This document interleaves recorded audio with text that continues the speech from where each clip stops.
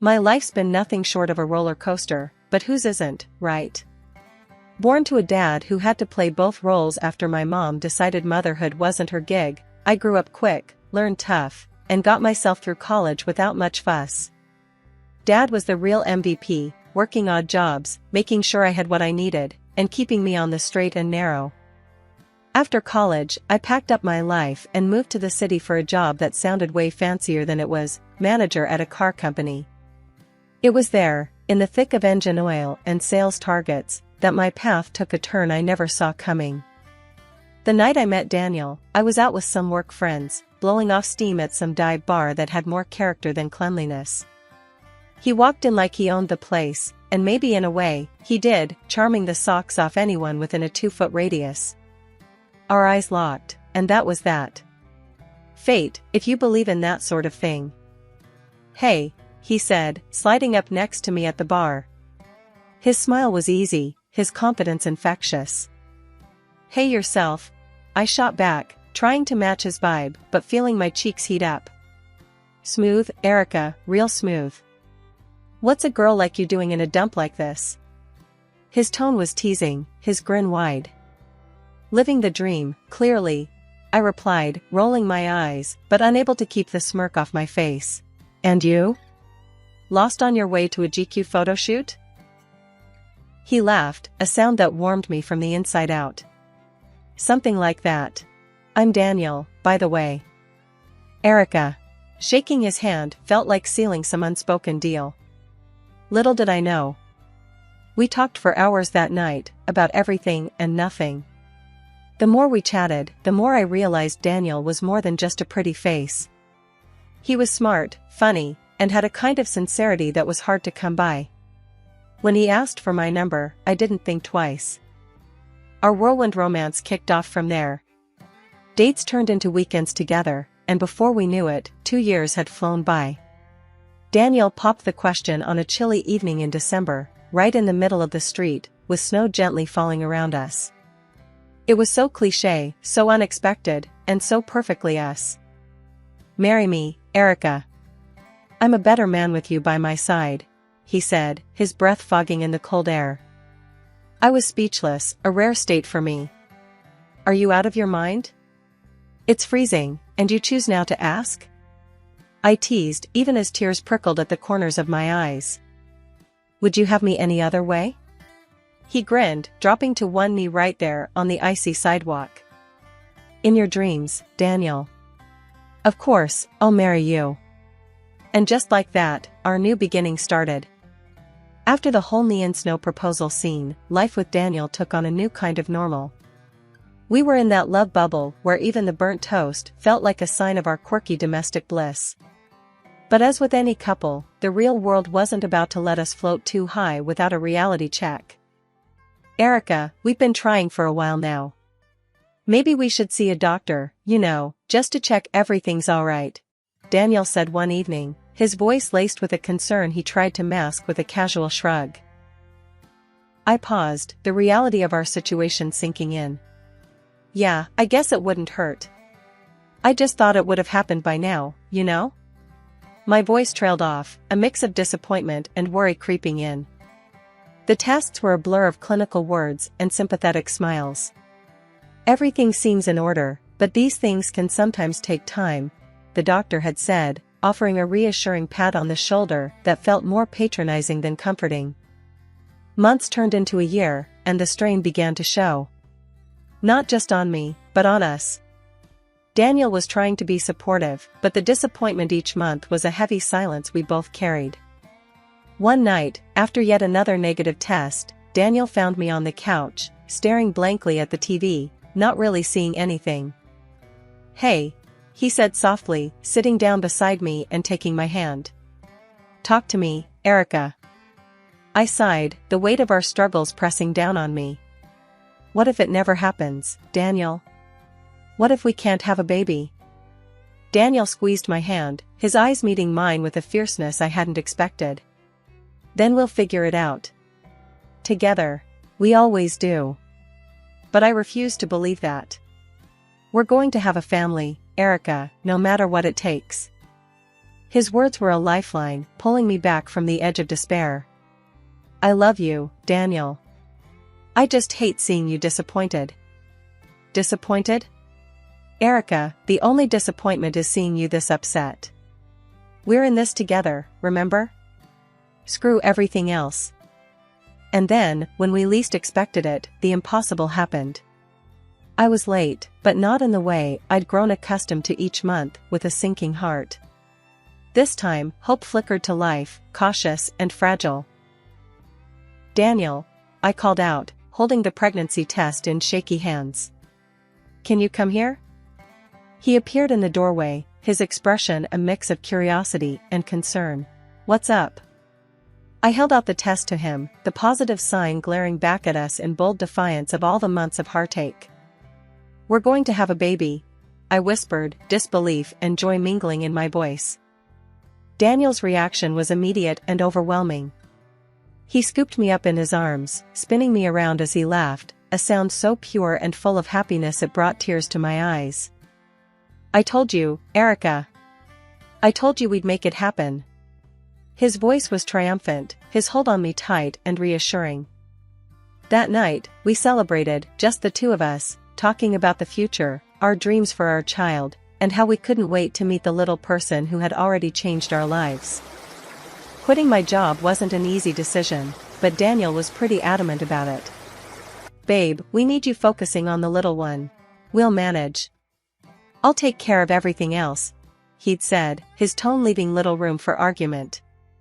I knew he meant well, wanting to provide for us and ease my burden, but the reality of my days, filled with sickness and exhaustion, was far from what I'd imagined. Mornings were the worst. I'd wake up, run to the bathroom, and barely make it back to bed before the exhaustion hit me like a truck. It wasn't just the nausea, my whole body felt like it was rebelling against me, swelling up and aching in places I didn't even know could ache. Daniel, can you grab me some crackers? I'd call out weakly, hoping to stave off another wave of nausea. But more often than not, Daniel was already out the door, his second job eating up all his time. The few times he was home, I could barely keep my eyes open, let alone maintain a conversation. You're always sleeping, he'd snap, his patience wearing thin. Don't you care about anything else anymore? His words stung, adding guilt to the cocktail of discomfort I was already dealing with. I'm trying, I'd whisper back, tears welling up in my eyes. You think I enjoy this? Our arguments became more frequent, each one leaving a bitter taste and widening the gap between us. The joy of expecting our first child was overshadowed by the strain it put on our relationship. Daniel's late nights and my physical woes had us living like strangers under the same roof. One night, as I lay on the couch, too tired and sore to move to the bed, Daniel came home later than usual. The sound of the door slamming jolted me awake, my heart racing. Another long night? I asked, my voice hoarse from disuse. What do you think? He retorted, his voice sharp with exhaustion. Someone's gotta pay for all this, he added, gesturing vaguely around our small apartment. I bit my lip, holding back the tears. I miss you, Daniel. We hardly talk anymore. He sighed, running a hand through his hair, a gesture I knew meant he was stressed. Erica, I'm doing the best I can here. I don't know what you want from me. I want us back, I said softly, the loneliness in my voice echoing in the silence that followed. With Daniel working all hours and me trying to prep for our baby girl's arrival, things were tense. His folks, though, were a godsend. Living just a short drive away, they'd pop over often, helping out however they could. His mom, Linda, was particularly amazing, taking the lead on throwing a baby shower that was nothing short of spectacular. Linda turned our little apartment into a pink wonderland, filled with flowers, treats, and laughter. She even crafted this elaborate diaper cake that was both bizarre and beautiful. The wall behind the dining table was adorned with Sophia, our chosen name, in big, glittery letters. It was perfect, except for one glaring absence, Daniel. I'd asked him, no, pleaded with him to make it back in time. It's important to me, Daniel. Please, try to leave work early for once, I had said over the phone that morning, hope threading through my voice. Yeah, I'll see what I can do, he'd muttered, the sound of his keyboard clacking in the background. I should have known then not to get my hopes up. The party was a hit, with Linda's games and jokes keeping everyone entertained. Yet, my eyes kept darting to the door, wishing for it to open and Daniel to walk through. But he didn't. Not until long after the last guest had left, long after the laughter had died down. He stormed in at 11 p.m., the joy of the day evaporating the second I saw his face, contorted in anger. What the hell happened here? He barked, staring at the mess of decorations and leftover food. I was on the sofa, feet swollen, emotions frayed. It was the baby shower, Daniel. Your mom and we organized it together. And you couldn't clean up? What's with that stupid name on the wall? Is that supposed to stay there? His words were like daggers, each one slicing through the happiness I had felt just hours before. Tears spilled over, my voice a whisper among sobs. It's our daughter's name, Daniel. Your mother put it up. I thought you'd be here. He scoffed, his anger unyielding. I was working, Erica. Something you'd know nothing about anymore. With that, he stormed off to the bedroom, leaving me alone, drowning in a sea of pink and tears. The next morning was as if the night before had never happened. Daniel left for work without a word, the tension thick enough to cut with a knife. I sat there, in the aftermath of what was supposed to be a celebration, feeling more alone than ever. Linda came by later, her face falling as she took in the scene and my red-rimmed eyes. He didn't make it, did he? It wasn't a question. It was an acknowledgement of a painful truth. I shook my head, unable to find the words. She sighed, her disappointment in her son palpable. I'll talk to him, Erica. This isn't right. But I knew deep down that no amount of talking would fix what was broken. Daniel had drifted so far from us, from me, that I wasn't sure he could find his way back. The day our daughter, Sophia, came into the world, it was just me and the buzz of my phone. I texted Daniel right after she was born, a simple message bursting with the biggest news. You're a dad. Sophia's here. But all I got back was silence, even though I saw he'd read the message. It was like shouting into a void, expecting an echo that never comes. Leaving the hospital, my in-laws were the ones by my side, not Daniel. They were angels, honestly, helping with everything from the car seat to setting up a little nest for Sophia back at home. You just focus on being a mom, Erica. We've got the rest. Linda, my mother-in-law, assured me with a warm smile that made things a little less heavy. When Daniel finally did show up, days later, his awkwardness around Sophia was like a wall between us. I don't think I should hold her. I might do it wrong, hurt her or something, he muttered, staring at his own daughter like she was a stranger. I tried to keep the peace, keep things light. It's not rocket science, Daniel. You won't break her. Here, just support her head, I said, gently offering our daughter to him. But he just backed away, shaking his head. Nah, better not. I'm all thumbs, remember? His attempt at a joke fell flat, leaving a sour taste. It was clear it wasn't just clumsiness holding him back, he didn't want to hold her, be near her. Things didn't get better. Nights were the hardest. Sophia, like any newborn, kept us up at all hours. But instead of pulling together, Daniel pulled away. One night, after a particularly rough round of crying, he announced, I can't do this. I need sleep for work. I'll be in the spare room. Just like that, then? You're bailing on us? I couldn't hide the bitterness in my voice, holding Sophia close, feeling more alone than ever. It's not like that, Erica.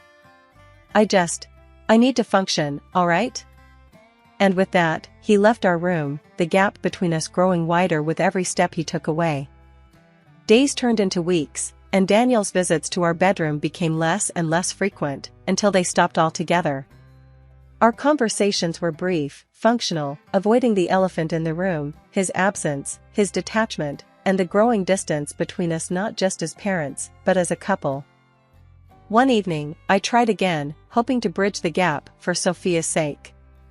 "She's changing every day, Daniel. Doesn't that mean anything to you?" I asked, hoping for something, anything, that showed he cared. He looked tired, worn down, but there was a flicker of something in his eyes when he glanced at Sophia. "Of course, it does, Erica. I'm just not cut out for the baby stage, I guess." "It's not a stage, Daniel. It's our life now," I replied, feeling the weight of our new reality pressing down on us both. Life with a newborn was no joke. Sophia was an angel by day, but turned into a party animal by night, crying and fussing till the sun came up. I was running on empty, looking more like a walking ghost than a new mom. Self-care was a distant memory, and all I dreamt about was sleep. One evening, as the clock ticked past our usual dinner time, I realized I hadn't even thought about cooking. Daniel came home, tired and hungry, to find the kitchen empty and me, half asleep with Sophia in my arms. "What's this? Where's dinner?" he barked, his voice echoing off the walls, filled with frustration. I blinked back, tears, exhaustion making it hard to form a coherent response. I didn't get to it. Sophia was up all night, and what? You're home all day, Erica. How hard can it be to throw something together?" His outburst cut deep, each word a reminder of how far we'd drifted from each other. This became our new normal, Daniel complaining about the lack of cooked meals, the untidy house, and how I was always too tired. His words stung, leaving me feeling inadequate and alone. One day, after a particularly harsh criticism, I reached out to Linda, spilling everything that had been happening. "Daniel just doesn't understand. I'm trying, but it's never enough," I confessed over the phone, the dam of my emotions breaking. "Oh, honey," Linda's voice was a mix of anger and sympathy. "He has no right to speak to you like that. You're doing your best. I'll have a word with him. And don't you worry, I'll help you out with the dinners." True to her word, Linda started dropping off meals for us, making sure Daniel didn't catch on.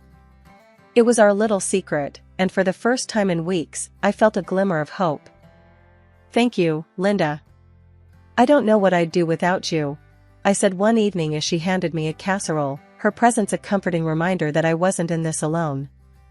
"Don't mention it, dear. Your family. And it's high time Daniel remembered that too," Linda replied, her tone firm, promising change. Her help was a band-aid on a bullet wound, though. Daniel's temper flared over trivial things, his patience thinning more each day.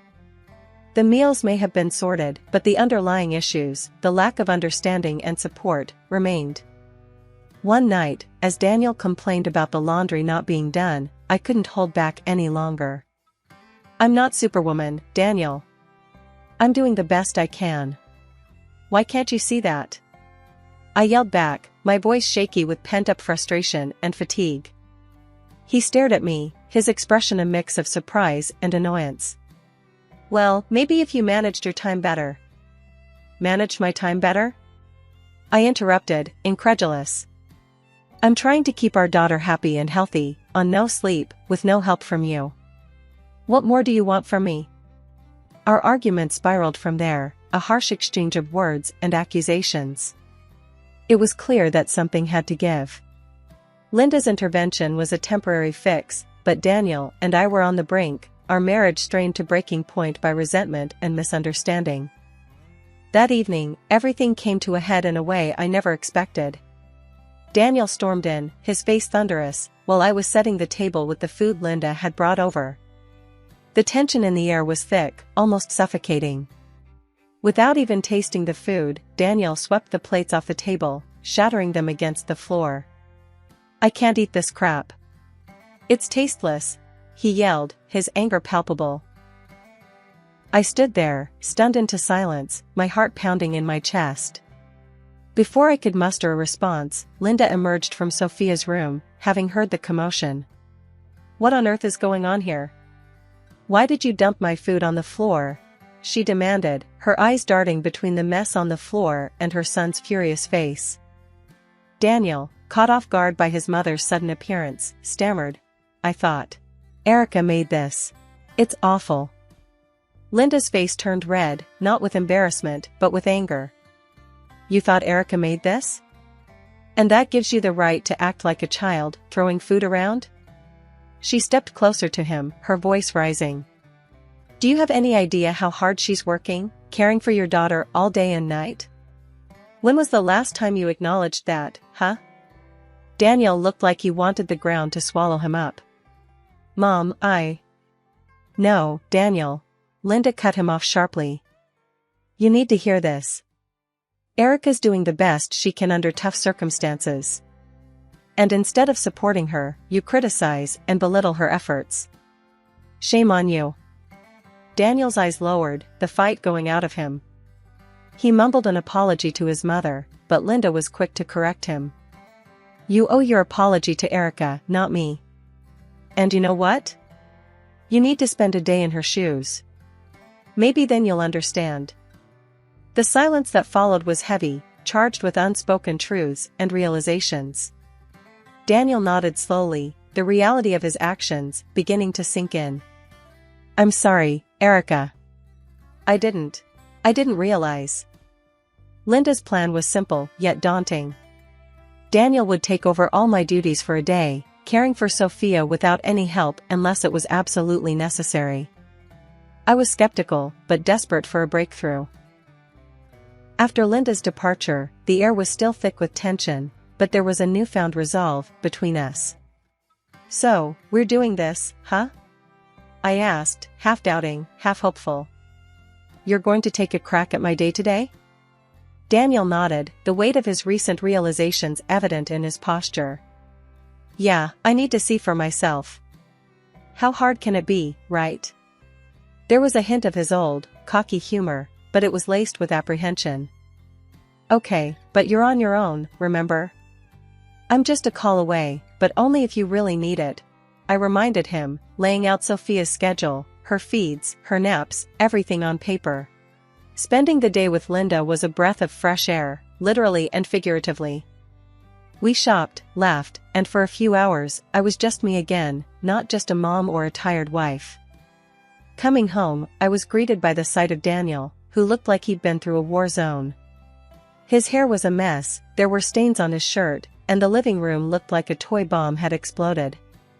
Erica, he breathed out, relief and something else, maybe respect. Coloring his tone. He wrapped me in an exhausted embrace. I'm sorry.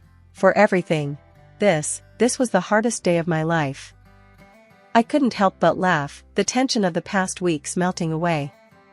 Oh, really? And here I thought it was just me not managing my time well. I teased, but gently, seeing the genuine remorse in his eyes. He kissed my hands, an act so tender it made my heart swell. Please, don't leave me alone with her for that long again. I had no idea, everything you do. It's unbelievable. After that day, things started to shift between us. It was like we finally found our rhythm again, understanding and appreciating each other in ways we'd forgotten. He got it now, how relentless and exhausting it was to care for Sophia, and he stepped up, big time. Hey, why don't you take the afternoon off? He'd suggest on a Saturday, seeing the fatigue in my eyes. Go hit the shops or get your nails done. I've got Sophia. Linda and we became thick as thieves. She wasn't just my mother-in-law anymore, she was my confidant, my support system. You've done wonders for him, you know. For both of them, she'd tell me, and I could see the pride in her eyes. One evening, as we sat down after putting Sophia to bed, Daniel turned to me, his hand finding mine across the couch. I was thinking, maybe it's time for you to focus on what you want again. You've been talking about going back to work, right? I nodded, surprised. Yeah, but I didn't want to just spring it on you. We've just gotten back on track. He squeezed my hand, his smile reassuring. We're a team, remember? I've seen how much you've sacrificed, how hard you've worked to keep our little world spinning. It's my turn to support you now. The relief and love I felt in that moment was overwhelming. I've missed my work, but I was scared it would be too much for us to handle. "We'll make it work. Just like we always do. Together," he said, the determination in his voice matching the resolve in my heart. And so, I started looking into going back to work, energized by the prospect of reclaiming a piece of myself that I'd put aside. Daniel and we found our balance, sharing the load of parenting and household duties, supporting each other's dreams and ambitions.